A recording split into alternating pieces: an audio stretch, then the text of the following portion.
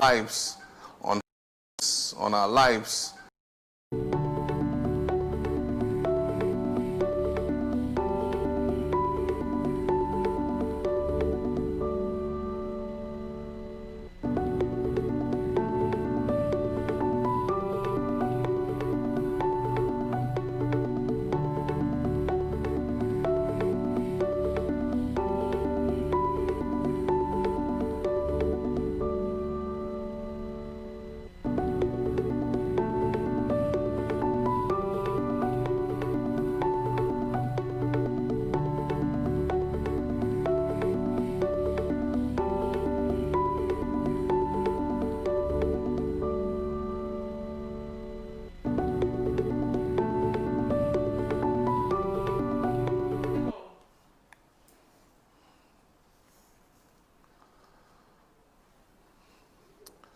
Hello and good evening, and thank you for making the time to join me once again on #John Mahama Live.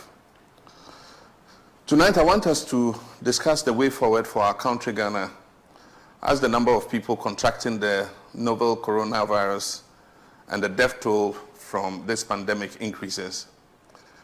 The impact of the pandemic on our business, on our lives, on households, and the effects on our economy are all issues that we must discuss. At this point, I want to extend my sincerest condolences to all the bereaved and grieving families of those we have lost to COVID-19. It is difficult when the life of a loved one is cut short so prematurely. And I know that words are not enough to console you at this time, but please rest assured that we share in your grief. Our hearts particularly go out to the likes of 48-year-old Dr. Harry Owusu-Boateng's family of the Dr. Harry Owusu-Boateng of the SDA Hospital at Kwada. So our hearts go out to his family, who died in the line of duty at the prime of his life. A mourning nation expresses its gratitude to you for the ultimate sacrifice that you have made in serving your country and your fellow citizens. We must also continue to pray for the speedy recovery of our compatriots who are currently undergoing treatment as a result of COVID. It is sad to note the increasing number of our frontline health workers who have tested positive for the virus. Today, disturbing reports are being received of health workers getting exposed, testing positive, and forced to go into self-isolation, quarantine, or treatment. This is happening at a time that isolation and treatment centers are reported to be full, and both health workers and other positive cases are being compelled to self-isolate at home. This is a sad reflection of the Akufo-Addo's administration's chaotic handling of the COVID situation. Lack of adequate protective gear several months after our COVID emergency was declared is a sad testament of the bungling inefficiency that has characterized the handling of this pandemic from the very beginning. A refusal to be guided by science and a parochial desire for political interest has led government to ignore advice from well-meaning Ghanaians, including the Ghana Medical Association, GMA.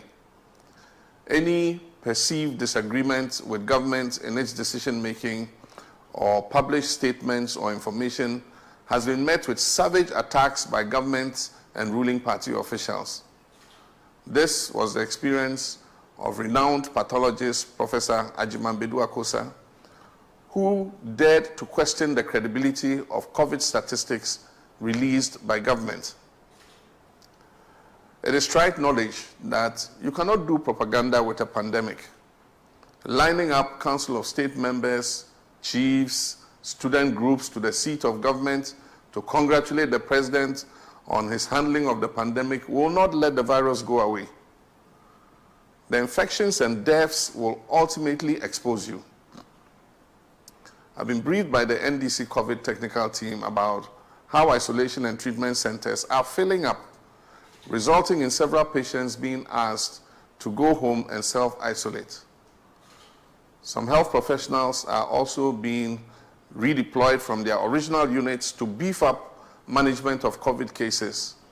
And this is having an adverse effect on the provision of reliable and quality healthcare service to other patients coming in with other conditions. Admittedly, there's a lot of pressure on health workers and also on our health facilities. We're indeed not in normal times. Do you have a question to ask? Do you have any experiences you want to share? An advice or an idea? Let's get interactive. Use the hashtag John Mahama Live, and post or tweet your question, comment, idea, or experience on Facebook, YouTube, or Twitter. You can also email me at office@johnmahama.org. I appreciate most sincerely the time many of you, my cherished friends on social media, my brothers and sisters from across the country and the world, have spent not only interacting, but also sharing your ideas with me on a wide range of issues, including COVID-19, which is threatening our very way of life. And thanks to my latest initiative, Let's Talk, I've also been interacting via Zoom with many of you who sent in messages with a topic you want to discuss with me. And I've enjoyed all the call-ups that I have had so far. Deborah Lai from Ablekuma West contacted me on behalf of her excited mother. Bright Bell, a health worker. Yao Loku is a private school teacher. Adam, with whom I had an interesting conversation about entrepreneurial finance, and a dozen others. The interactions were heartwarming and very informative. For example, Yao Loku, like many of his colleagues teaching in private schools across the country, is not receiving his salary in full, and he decried the inequity associated with the distribution of COVID-19 food relief in his area, the Kaswa area, during the lockdown. In my Zoom conversation with Yao, he said he did not benefit from the food relief because it was distributed on a partisan basis. It is this failure and inability to competently distribute the food relief and the attendant feedback from especially the vulnerable in society that led to the premature and inevitable lifting of the lockdown earlier than it should have been. Of course, many people were eager to resume normal life because of the economic impact of the lockdown and the government's failure to proportionally reach out to households in the affected locations. I wish to emphasize that the present situation we're grappling with could have been avoided if suggestions offered by well-meaning Ghanaians, including myself, were heeded by government. The Akufo-Addo administration refused to listen to calls to include assembly members and traditional leaders in public education about the disease, in distribution of COVID relief items, and in contact tracing and surveillance. The result has been the disorderly and chaotic distribution of food that caused the lifting of the lockdown. Public education has also been abysmal, and understanding of the transmission of the virus is low. Messages in our major local languages are very few or non-existent in many cases. This is reflected in the total absence of physical distancing in our public places, such as our markets and transport terminals. Involvement of traditional rulers in guiding surveillance and contact tracing would have delivered positive outcomes because they know their communities well. The consequence of government's decisions born out of short-term political considerations instead of the science of the pandemic has been the rising number of COVID-19 infections and the resultant deaths we're seeing today. From 2 confirmed cases on March 12th, that rose quickly to 8,548 on 1st June. Today, 17 days later, we have 12,590 confirmed cases and 66 deaths. Reports that isolation and treatment centers are full make the situation all the more dire. While government keeps priding itself with success in testing and has attributed the high rate of infection to the increasing number of tests being conducted, many have expressed skepticism about the accuracy of government's COVID statistics and gone as far as accusing the authorities of massaging the figures. It is recommended by international health experts that as countries start to ease restrictions, it is necessary to expand testing in order to understand the trajectory of the virus. Unfortunately, a strange directive has popped up, issued by the Central Regional Director of Medical Services, requesting all districts and facilities in the region to halt mass testing and test only in conditions when a patient comes in with suspected symptoms of the disease. This has been interpreted by many as an attempt by government to restrict testing in order to show a slower rate of infection. We all have a part to play, all of us, towards ensuring that we protect ourselves and our family and our colleagues from infection. But it is the responsibility of government, more than any other, to ensure that our management of the COVID virus is transparent, is people-centered, and is based on the best scientific advice and practice. My brothers and sisters, health is a human right. The outbreak of coronavirus has shown that a strong healthcare system is vital for any country. The provision of modern, well-equipped health facilities with motivated staff will make it easier for you and every Ghanaian to access quality healthcare. The NDC party I lead has demonstrated over and over again that it does not talk, it delivers. We are guided by deeds and action and not talk. In our period in office, at all times during the Fourth Republic, we have delivered state-of-the-art regional hospitals, district hospitals, polyclinics, health centers, and CHIPS compounds. And evidence of our delivery abound all over the country.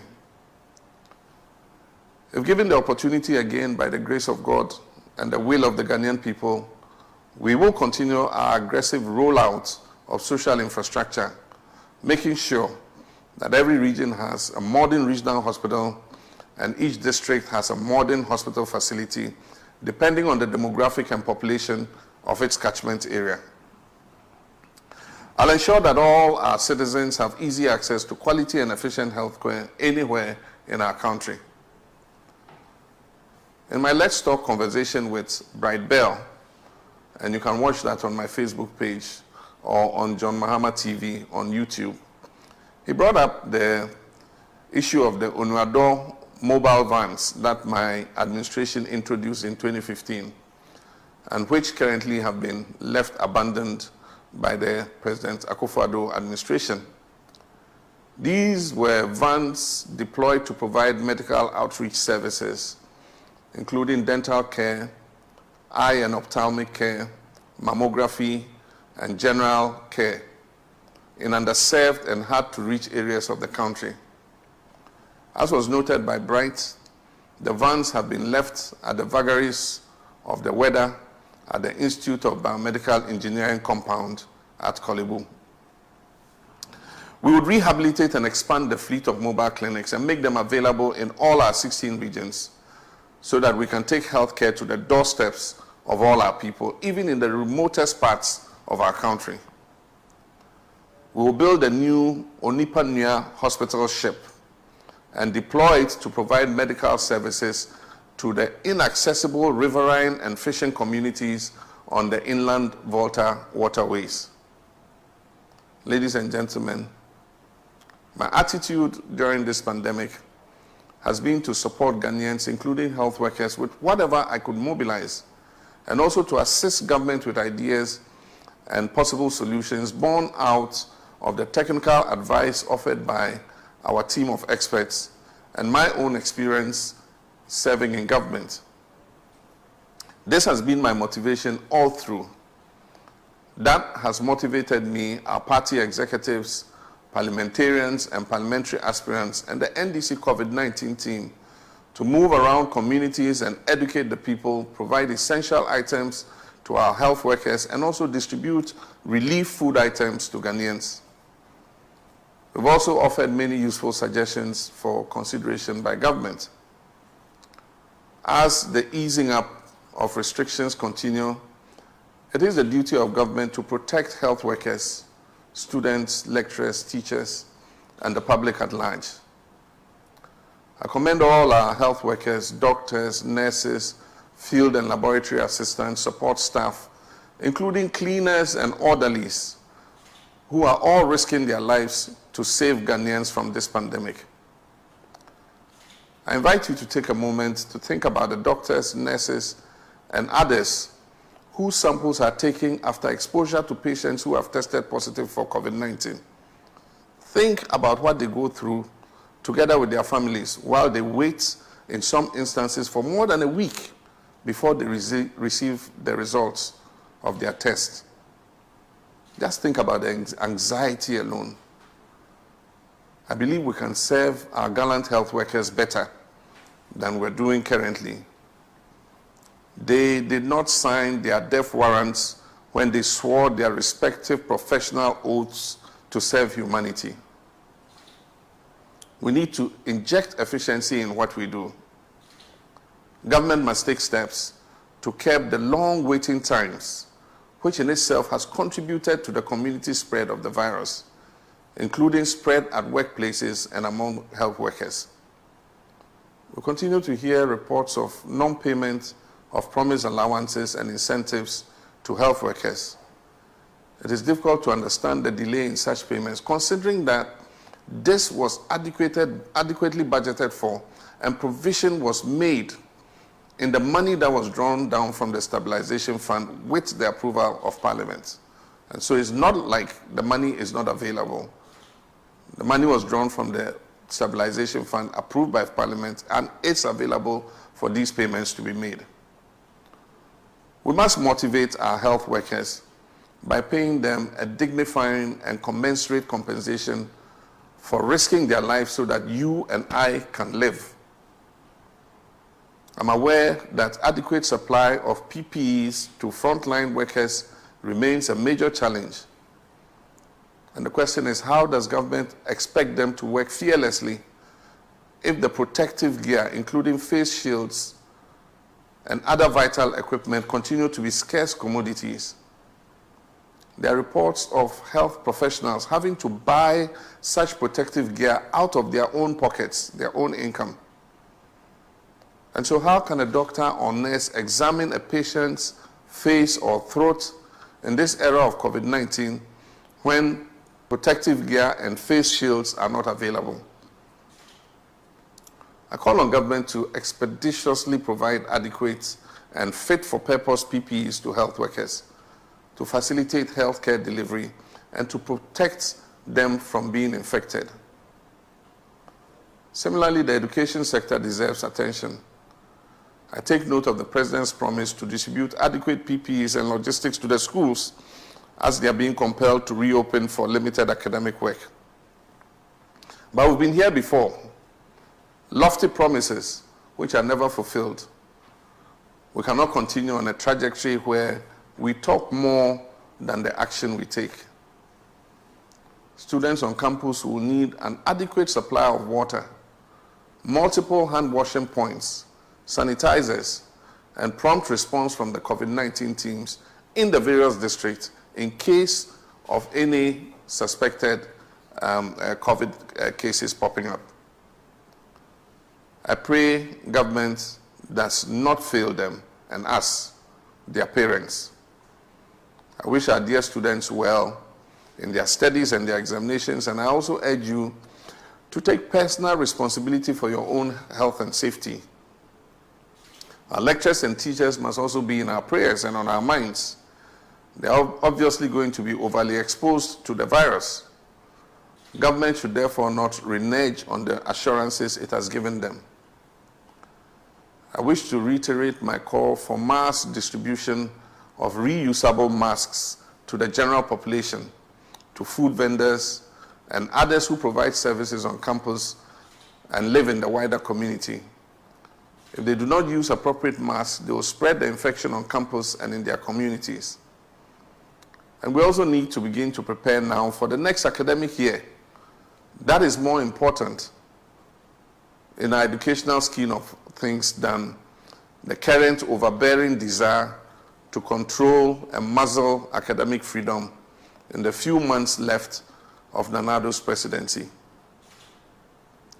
The Public Universities Bill is totally unnecessary, and I agree with the UTAG Legon branch that it is unconstitutional and only intended for the president and, for that matter, the executive to control the public universities. The bill must be withdrawn from Parliament immediately, and the universities allowed the space and time to prepare for the admission and management of first batch of free SHS students alongside the continuing students. 2 weeks ago, I stepped out to the Esojaman district in the eastern region, where I visited New Pomu, or Tosca fishing community. I listened carefully to their concerns, both in the community and during an interaction with the fishermen on the lake.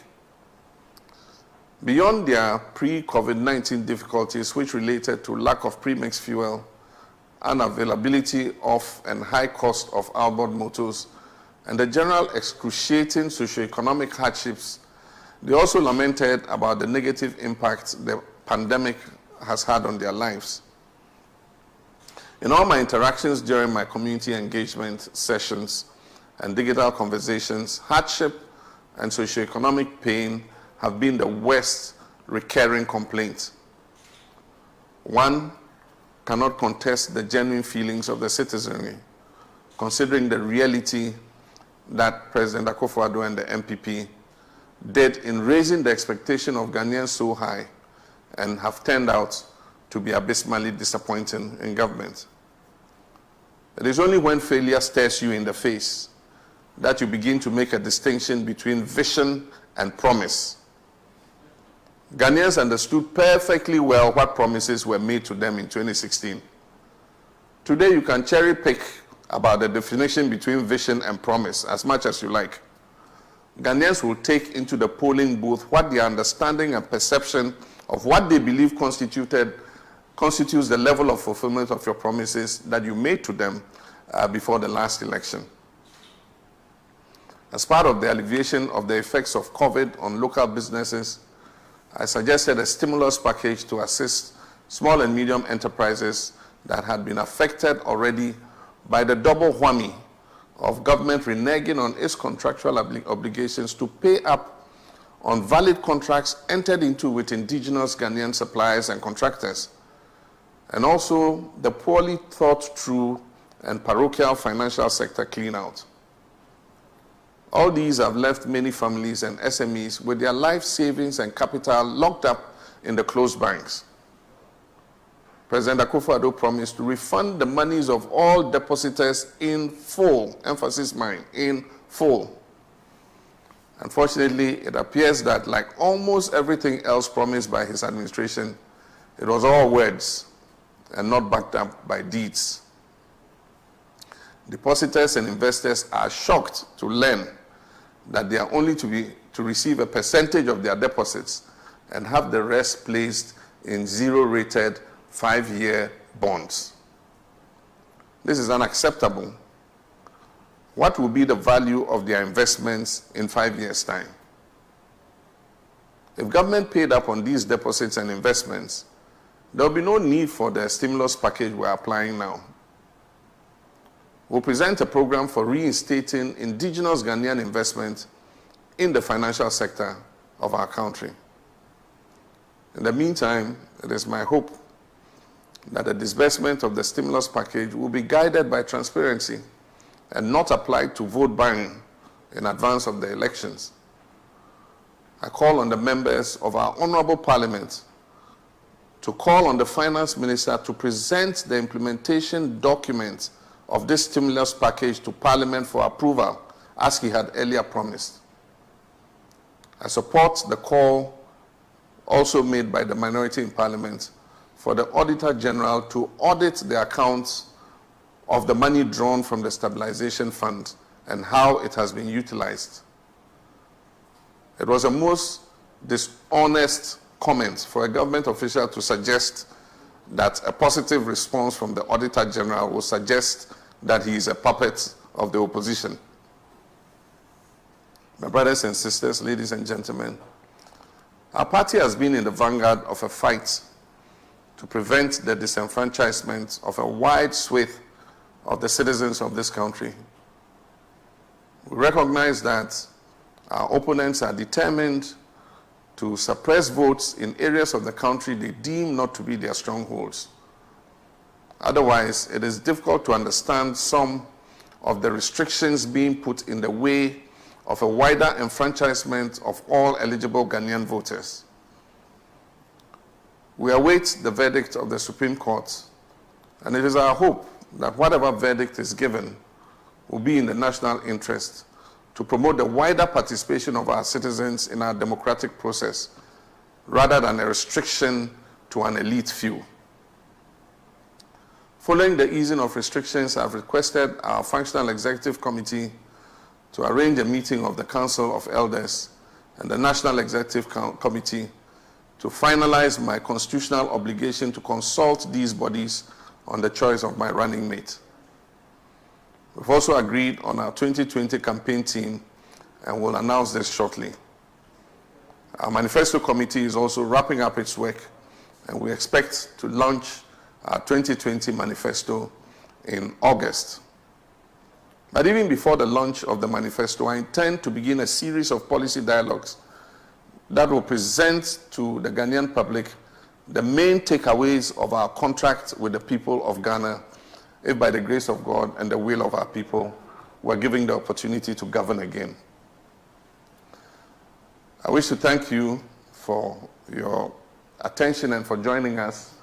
And let me end it here and take your questions and your comments.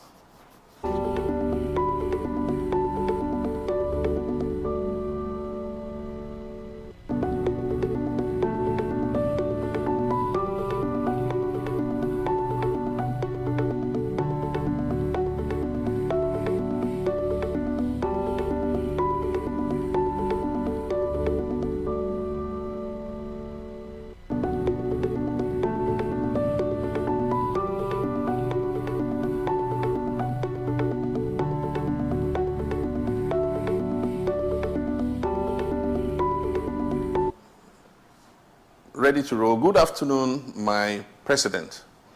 I'm an unemployed nurse, and I would like to draw your attention to the displeasure of many of us in the government in terms of appointment or employment.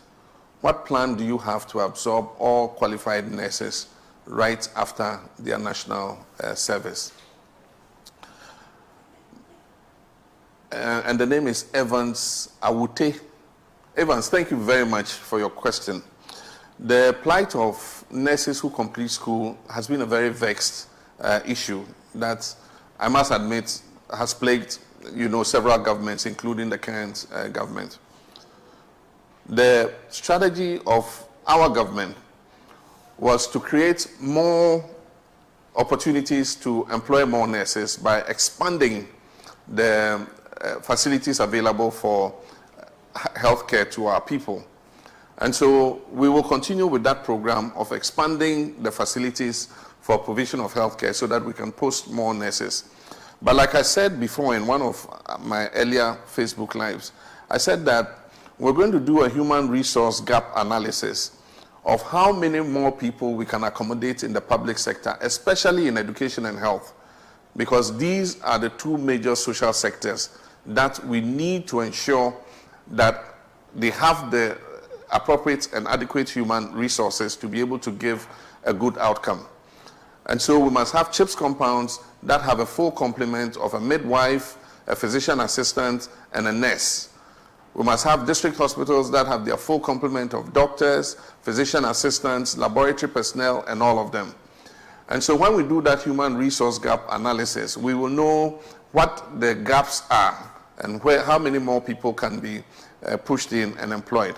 And I'm sure that we'll be able to absorb as many. I think that we rather need more, not less, of teachers, especially educational workers and also health workers. And so we'll give a program on that when our manifesto is given, and we'll give you more details of what we intend to do. Your Excellency, what do you think the government is not doing right in containing the pandemic? What would have been your best approach in dealing with it? I think that one of the major omissions of government is that public awareness is not enough. People have the primary responsibility for protecting their health. And if people have the right information and knowledge, they will take steps to protect themselves. If you go to the markets and the rural areas, a lot of people don't understand the concept of social distancing or physical distancing. A lot of people wear masks, face masks that are reusable, and they've not been educated that you need to wash the reusable face mask and press it with a hot iron so that any COVID virus that has accumulated on the mask is killed. And so public education has been very poor, and as a result of that, I mean, people are just living their lives, and that is how come the virus is spreading some more. And I also said that the strategy of this government is to seek herd immunity. They had lost the battle to contain the virus. And so it was like, okay, let's open up, let's ease things, and let people go about their business. And if a lot of people get infected with the virus will have nowhere else to go, and it will disappear. And so they've been seeking herd immunity. And that's why the figures continue to go up. But what they don't realize is that it's been done in countries like Brazil, and if you go see the numbers of people who are getting infected and those who are dying, you know, it's not something that I believe we should copy. And so I think government has a lot of work to do. They should listen to the experts and the scientists instead of just seeking narrow political interests. I know that a lot of the easing of restrictions and all that is to create a conducive environment so that the EC can go ahead with their new register and the NIA can continue with their issuance of the Ghana cards. And of course, so that the ruling party, the MPP, can hold their Congress and elect their flag bearer and their other parliamentary candidates.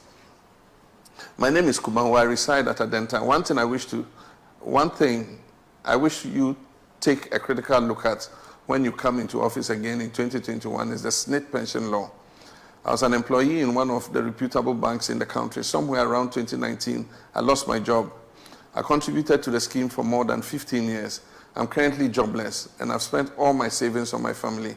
My problem is that can the SNIT law be amended to cater for contributors who are not due for retirement but have lost their jobs through no fault of theirs? Kumawu, I think, I feel very sad when I hear stories like this. And that is the reason I made, you know, that suggestion that in this difficult period that most people are passing through, we must be able to give a portion of their SNIT contributions to them for a period so that it gives them enough time to be able to find a new job. Unfortunately, SNIT came out and said the law does not allow them to do that. Of course, I know the law does not allow you to do that. You need to send the law to Parliament to be amended in order that you can do that. I've been a lawmaker of many years standing, and I knew that the law would have to be amended. And so when I suggested it, I was not saying that SNIT should do something illegal. And so I want to say that when I come into office by the grace of God, we will amend that law so that in times of adversity, a certain portion of people's contributions can be given back to them so that they can survive to find work and contribute again another day to SNIT. Mr. President, why don't you introduce distance learning on weekends for nurses with certificates to upgrade to diploma as it is done for teachers? This is because it is not all of them who apply for study leave that will qualify. With this, they can still be in the house and study on weekends to obtain higher qualifications. This is from Dan Van Boating in Umpoho. Dan, thank you very much. I hope everyone in Umpoho is doing well. The experience we've had in this COVID era show that we can use distance learning for a lot of things, and that we must not, in all our educational outcomes, be based on situations where you have physical contact between teachers and students.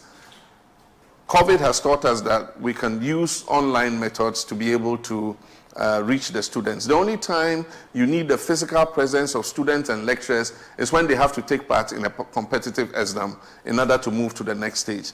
So it is possible, I agree with you. It's being done with teachers already. Many of the teacher training universities are using distance learning to certificate teachers. And so we can do the same for nursing. And so that is a good suggestion, and would look at it.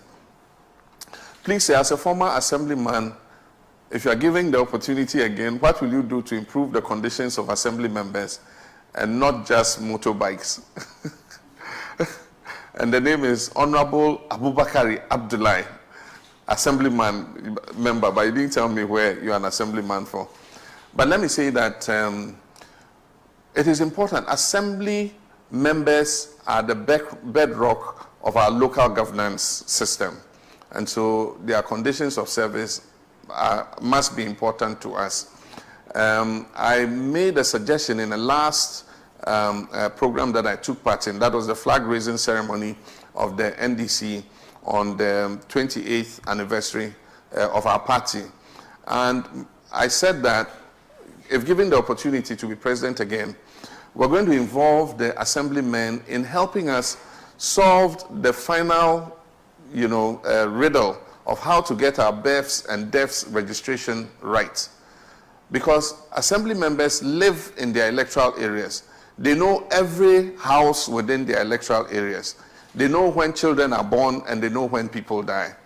And so if we involve assembly members in birth and death registration and make them responsible for it, then every child that is born, they'll record the father's name, the mother's name, the date of birth, and all the other important information that we want, and they will transmit it to the database in the district assembly, which will also be linked up to the National Birth and Deaths Registry. So we'll capture in real time all children that are born. We'll capture in real time people who are dying, so that this thing about having a new voters register and all that will be a thing of the past, because we'll get in real time who have turned 18, we'll have who they are, and we can just transgress them, transport them onto the electoral register. And for providing this service, our intention is to pay assembly members for it, so that they can earn an income to be able to look after themselves. And so this is going to be contained in our program on governance. And when we talk about local government, I'll flesh this out in full and indicate what their responsibilities are going to be. From Hopuze, in 2016, you said we need to be focusing on technical and vocational education. Is that still on the plate? It definitely is still on the plate. And if you remember, I announced not too long ago that we were going to make technical and vocational education training entirely free. And so we're going to have technical and vocational education training centers in every district. And children who are good at technical and vocational education would rather go through that track, receive technical and vocational education, but at the same time, we will supplement it with lessons on English, maths, and science, so that it's not like they lose out in terms of these very important subjects. And so they'll do English, maths, and science while they do their dressmaking or their auto mechanics or any other program that they are engaged in. And it will be absolutely free, so that they can take that track into technical school. They will either continue into technical institutes, and if they want to continue, they will continue into technical universities and be able to study for a degree when they get into technical university. So we want to create a clear pathway so that those who want to pursue technical and academic, education, going through the secondary school routes into the universities will also be able to do that. There are many parents who have come to me and said, look, I prefer that my child goes and does technical vocational education because he's skillful with his hands, and he will do better in the technical education track than he will do sending him to secondary school. And so we'll give parents that option and that choice, and students that option and that choice to decide which track they intend to use. From Alasa Idrisu, please say, I want to know the status of the Savlugu sugar factory you promised and whether it's still a part of your plans for our beloved country.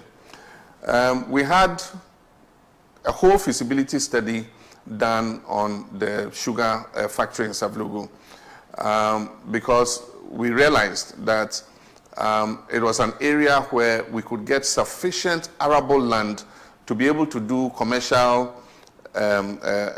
cultivation of sugarcane to feed the factory.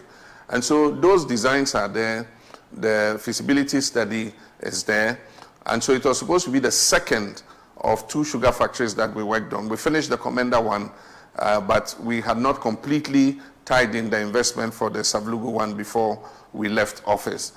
Our intention is to produce more of what we can do locally. We have the same land as you find in Cuba or Brazil or wherever they have become major exporters of sugar. And so if we can produce a good percentage of the sugar that we consume, then it will save us precious foreign exchange in importing sugar from these other countries. And we're able to do that. With the Commander Sugar Factory, we built the factory, and the next stage was to go into the outgrower scheme to grow the sugarcane. The Indian government had offered us $26 million for the sugarcane planting, and we were accessing that money when we left office. It's not been a priority of this government, and so they've refused to follow up in accessing the money to grow the sugarcane, and so the factory is standing idle. I assure you, when we come back, we're going to pursue the money to grow the sugarcane, and we will activate that factory and make sure that it cuts down the imports of sugar in this country. What is your take on political manifestos as against long-term national development plans? I believe governance is a continuous process of a national development plan over the years. However, political parties craft manifestos that fulfill their political agenda rather than national development. I'm going to continue the projects that His Excellency Nana Addo started if voted into power. And this is Desmond Homenya from SCC Red Top. Desmond, fantastic question. And I think that this has been the bane of our progress and development as a country. The fact that we have this kind of start-stop, start-stop, start-stop transitions has been one of the major problems that we have faced. Governments start projects, a new government comes, it doesn't believe in the vision that the previous government had. It comes out with its own vision, starts a new policy, another government comes, it abandons it, and starts its own. And so from economic recovery program to Ghana poverty reduction strategy to Vision 2020 to 40-year development plan. I mean, these are all various development plans that have been discarded as soon as there's a change of government. What we tried to do to stop this was to come up with a 40-year development plan. And we believe that with that overall framework, any government that came into power can take it and tweak it to suit their own ideological orientation. And so we did the 40-year development plan and said it was done by NDPC, which is a state institution. And our intention was that any government that comes can take it and, you know, tweak it and then have a 5-year rolling plan.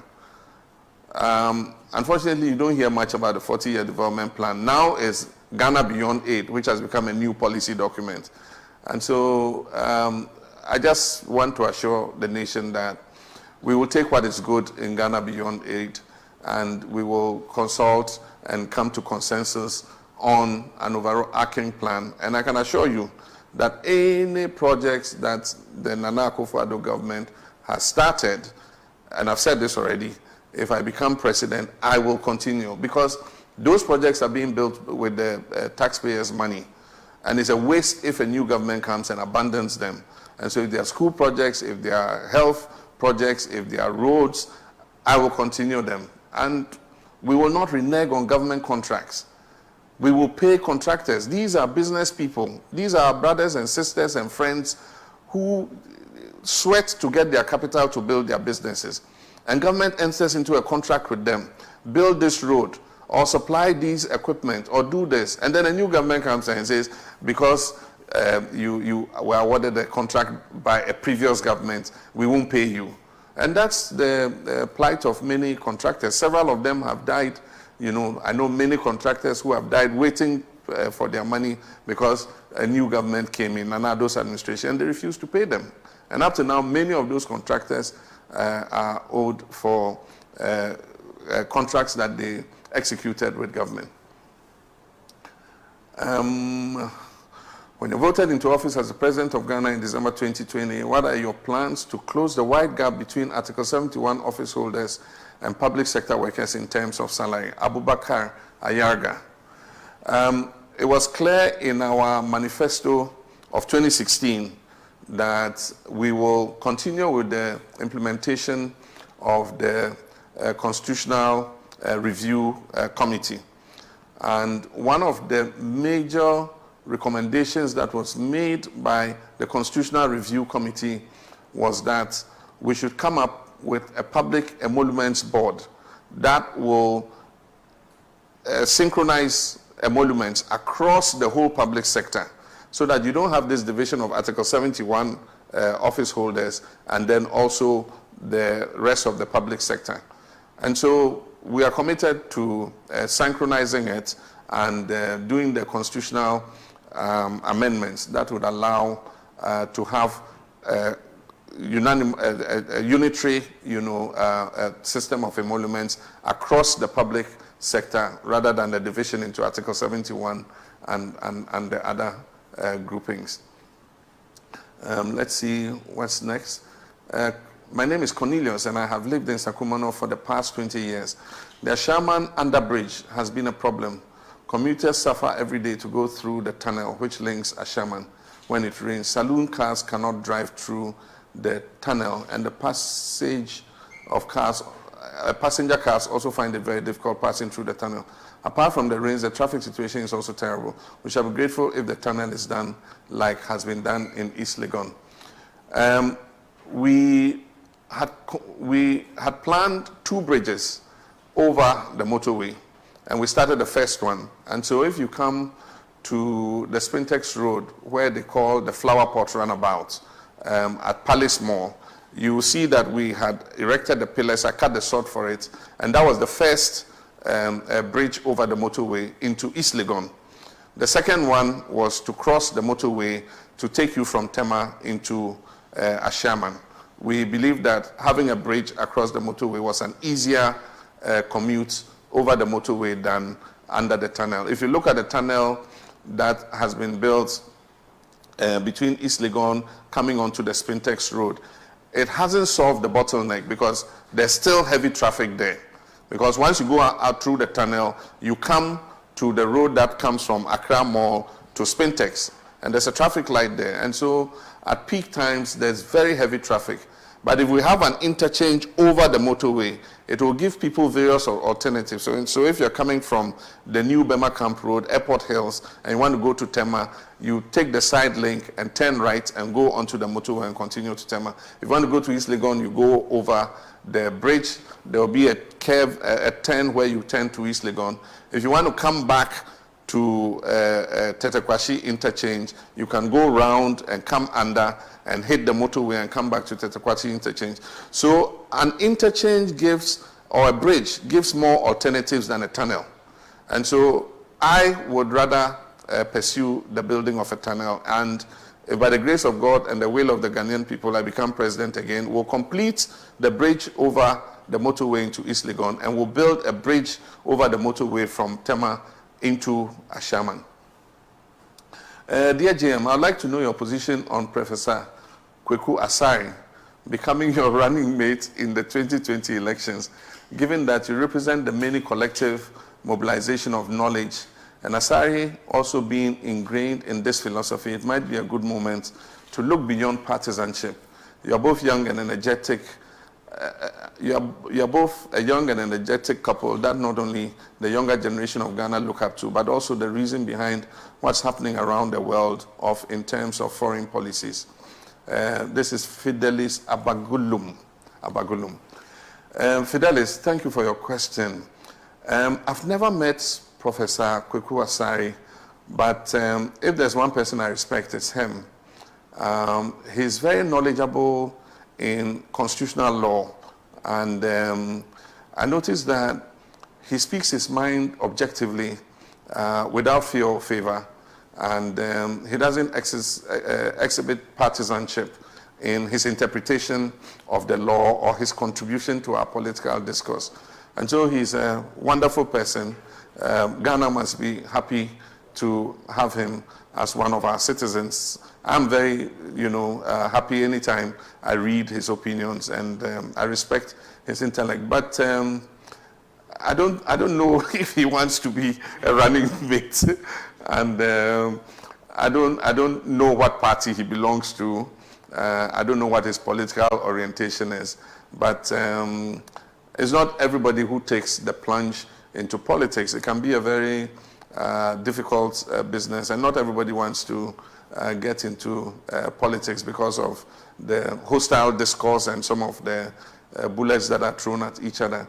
And so he's doing a good job for his country. He's working outside, but he always contributes his ideas to whatever discourse we're having in the country. And so I respect him, and I think that he should continue what he's doing. But like I said, I'm waiting for our party to convene the Council of Elders and the National Executive Committee, because our constitution states that I must announce my running mate in consultation with these two bodies. Unfortunately, because of the restriction on mass gathering, it was not possible for us to bring the members of our National Executive Committee from all over the country to implement that consultation. And so now that the way has been cleared, you'll be hearing the name of my running mate soon.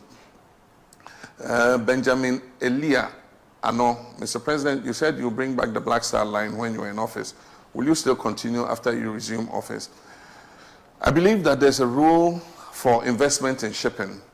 In the past, we had the Black Star Line, which was a state-run shipping line. Unfortunately, like happens to all state-run institutions, it became a drain on the public financing. It was not being run profitably, and so eventually a decision was taken to liquidate it. But I still believe that there is a place for a shipping line in Ghana, and this time it will not be government alone investing. Government must get strategic partners to join it to be able to set up a shipping industry. I mean, just imagine the imports and exports that come and go into our country. If we had a shipping line that employed Ghanaian seafarers and all that, that would create employment opportunities for us, and it will also increase the vibrancy of the port city of Tema and Takrady. And so it's something that I've not given up on. I'm still looking at. Enu Nana Kwame Evans from Kotobabi down. Mr. President, our country is already debt distressed. When elected to office, how are you going to better it for Ghanaians? That is one of the major issues we've been pointing attention to. If you look at the period from President Kufuor's time, we got HIPIC relief, and as a result of that, some of our debts were forgiven. By the time President Kufuor left office, he left a debt of 9 billion Ghana cedis, a public debt of 9 billion Ghana cedis. We took over, and by the time we left office, Professor Mills and myself, the debt is stated as having been 122 billion cedis. Now, in the 3.5 years of the Nanado administration,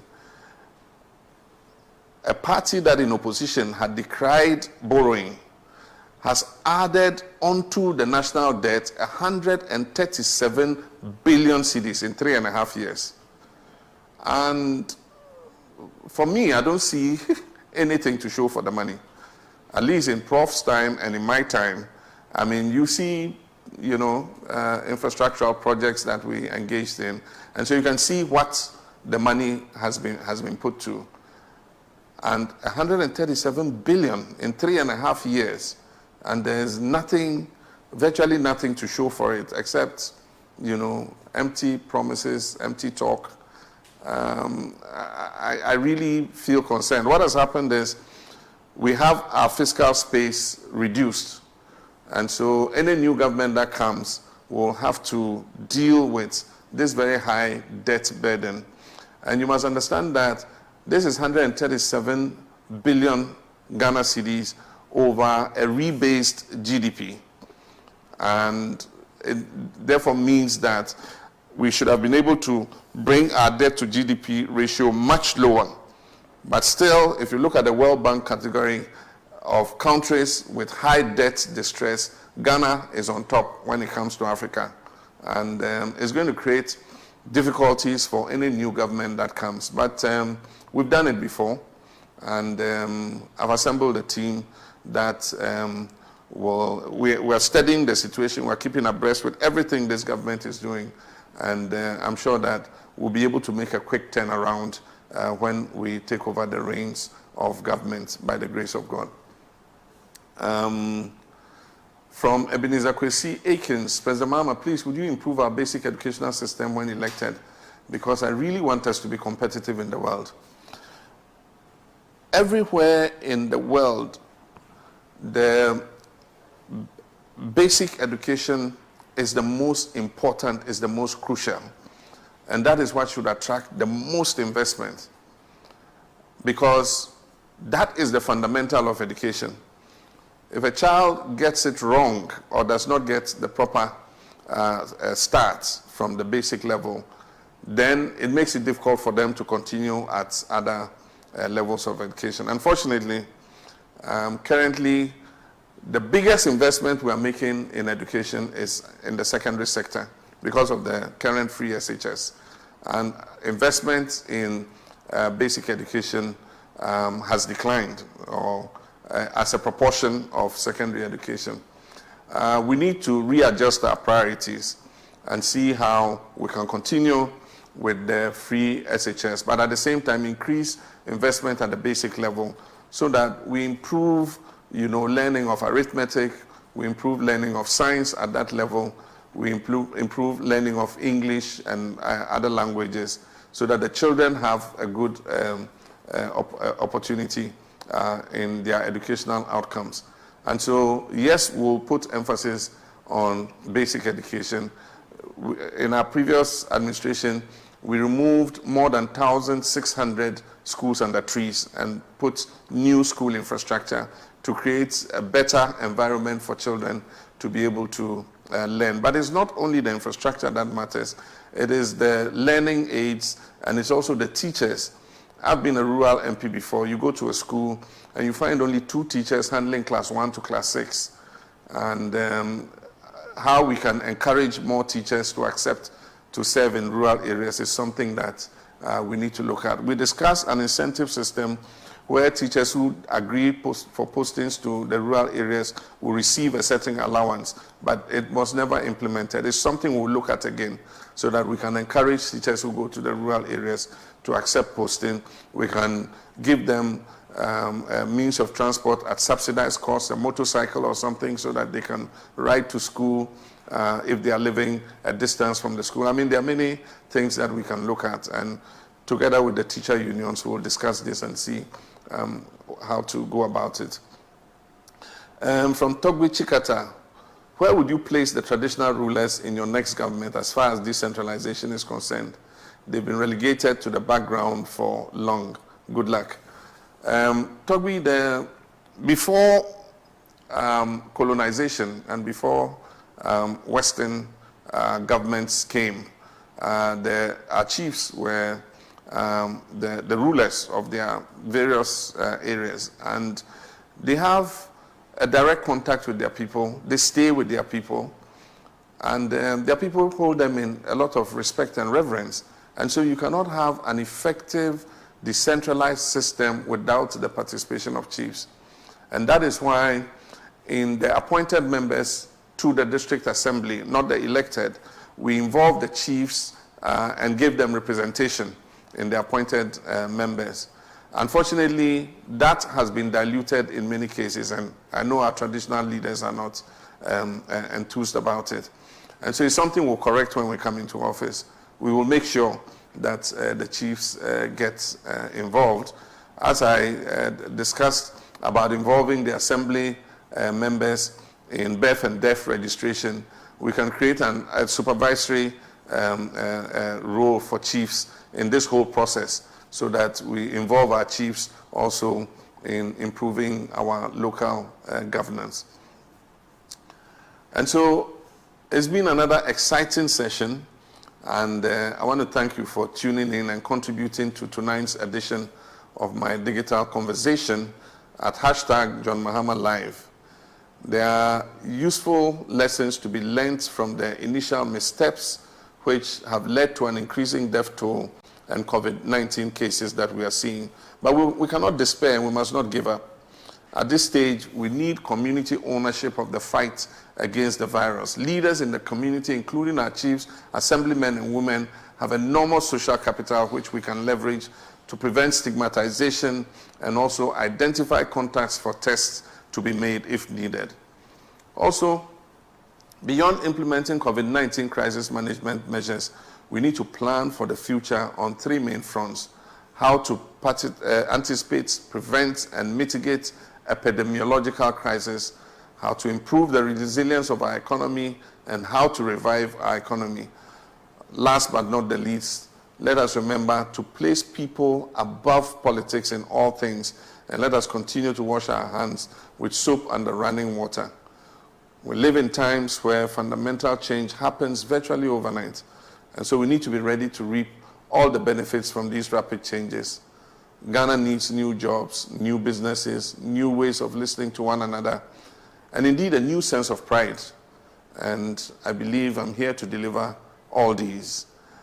Corruption should not have a future in our country, and I promise you a transparent administration. I promise to deliver all the tools you need to keep government in check when it comes to transparency and integrity.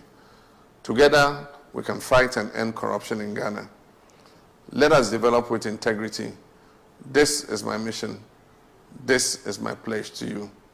Stay safe and stay home unless it is unavoidable. Sunday is Father's Day, and I wish to say Happy Father's Day to all fathers across the country, especially the fathers who continue to leave their families to help fight COVID as frontline health workers. We thank you and we celebrate you. Let me thank all of you who joined us tonight, and especially those who sent in their questions. Very interesting questions, and I've enjoyed my time with you. Have a good night, and I hope to see you next time. Thank you.